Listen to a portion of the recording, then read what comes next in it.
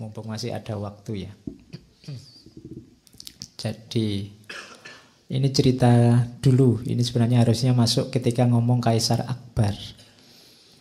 Jadi Kaisar Akbar Agung itu punya musisi istana kebanggaan namanya Tan Sen.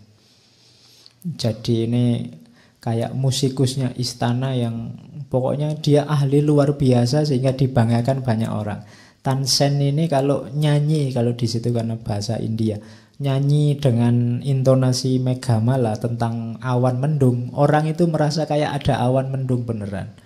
Kalau nyanyi tentang angin, tentang hujan, merasanya kayak dinginnya kayak hujan. Nyanyi tentang Nagaswara, tentang ular, itu rasanya kayak banyak ular di sekelilingnya. Itu saking pinternya Tan Sen. Jadi orang kagum semua sama Tan Sen. Dibanggakan semua orang. Tapi satu ketika Kaisar ini mendengar musik, ahli musik tidak terlalu terkenal, tapi sufi namanya Haridasa. Ini dia pengembara. Padahal musiknya nadanya biasa-biasa, tapi setiap yang mendengar tersentuh. Kaisar tanya sama Tan Sen, musikus kebanggaannya ini, kenapa ya lagunya Haridasa itu kok lebih menarik, jauh lebih menarik dari semua lagu yang kamu nyanyikan? Padahal nadanya biasa, isinya biasa. Tan Sen jawabnya jujur. Paduka, hamba bernyanyi memandang Paduka untuk melihat tanda-tanda penghargaan dari Paduka. Harapan hamba memperoleh beberapa permata atau beberapa hektar sawah. Aku nyanyinya butuh penghargaan, bahkan ingin gaji, ingin bayaran. Jadi semua yang saya lakukan tadi show biar dapat balasan. Cuma kalau Haridasa, sedangkan Haridasa dia tidak menatap siapapun, yang dia tatap hanya Tuhan. Tanpa kekas, tanpa serakah akan materi atau ambisi duniawi. Ketika orang hanya menatap wajahnya Allah, maka dia akan bisa, apapun yang dia lakukan akan menyentuh kedalaman spiritual setiap orang. Karena Tuhan esensinya ada dalam dirimu masing-masing. Kalau hanya menyentuh itu kan bisa kulit, bisa lebih dalam lagi hatimu, bisa lebih dalam lagi sirmu. Wilayah rohani yang paling dalam. Ruhnya Allah. Wa nafakha fihi min ruhi. Jadi orang yang menatap itu hanya fokus ke situ, maka dia menyentuh bagian yang paling dalam itu. Rasanya memang lebih menyentuh. Itu yang membuat, coba rasakan, para ulama tertentu mungkin kalau ceramah, kalau ngomong tidak seatraktif ini, tidak sebanyak ini teori, isinya mungkin sangat sederhana, semua orang sudah tahu. Tapi kalau beliau yang ngomong, kamu tersentuh. Itu kenapa? Karena mereka sedang menatap Allah. Mereka tidak mikir imbalan duniawi, mereka tidak mikir kepentingan egonya sendiri. Mereka tidak sedang pamer, tidak sedang show. Itu yang membuat banyak orang tersentuh. Padahal yang ngomong kayak gitu loh banyak sebelumnya, lebih canggih, referensinya lebih luar biasa. Tapi kalau beliau yang ngomong, padahal sangat sederhana tapi lebih menyentuh. Nah itu nilai dari cinta ilahiyah tadi. Masih ada waktu terakhir, tak kasih ceritanya penyair terkenal namanya Hafid. Nama aslinya Samsudin Muhammad. Beliau ini sufi besar, penyair juga. Mungkin pernah dengar namanya. Ini tentang cinta ilahiyah. Jadi Hafid ini satu ketika, Hafid ini pada saat umur 21 tahun, dia belum sufi. Dia ini cuma pembantu di toko roti. Nah satu ketika oleh juragannya, Hafid ini disuruh ngantar roti ke rumah seorang bangsawan.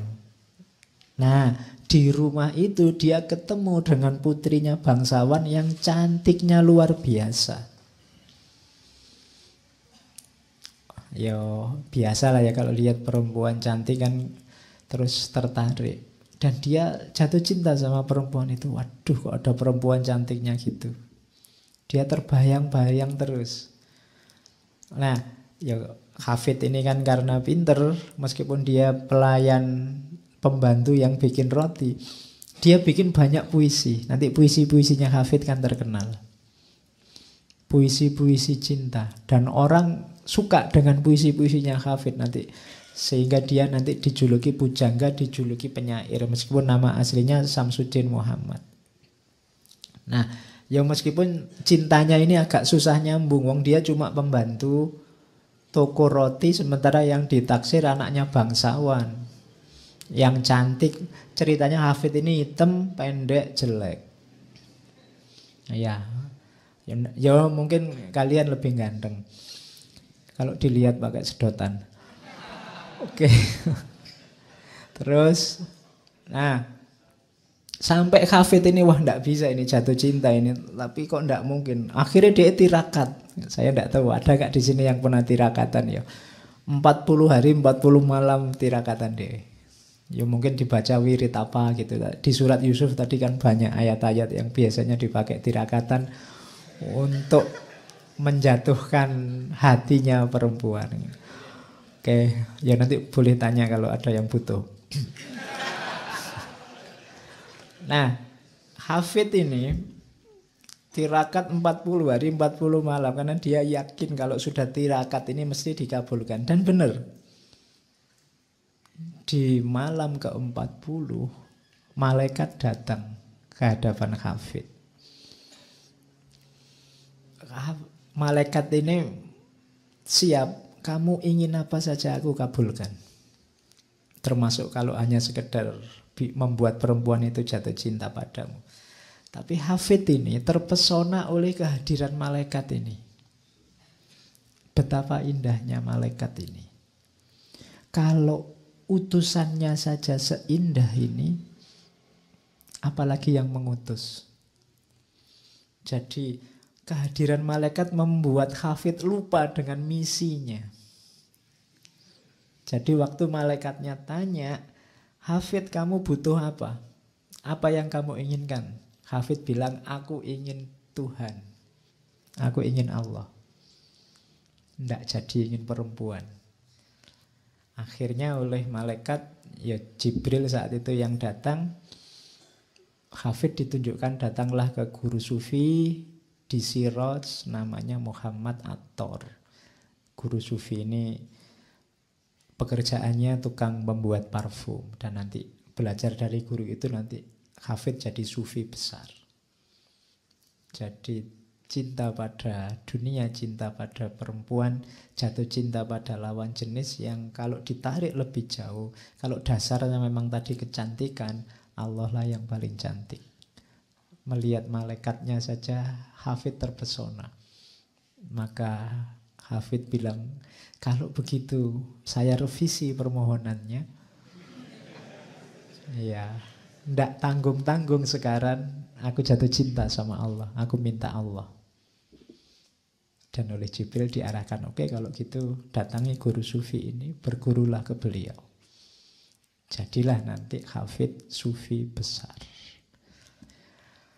Oke, saya kira itu untuk mahabbah ilahiyah, cinta pada Allah. Malam hari ini, minggu depan kita lanjutkan dengan kisah yang lebih tragis lagi. Ya, kita, kalau ini kan cinta luar biasa dari seorang putri namanya Zulaikha. Minggu depan kita ketemu Qais Al-Majnun yang lebih dahsyat lagi. Biar imbang, ada laki-laki, ada perempuan. Oke, saya kira itu.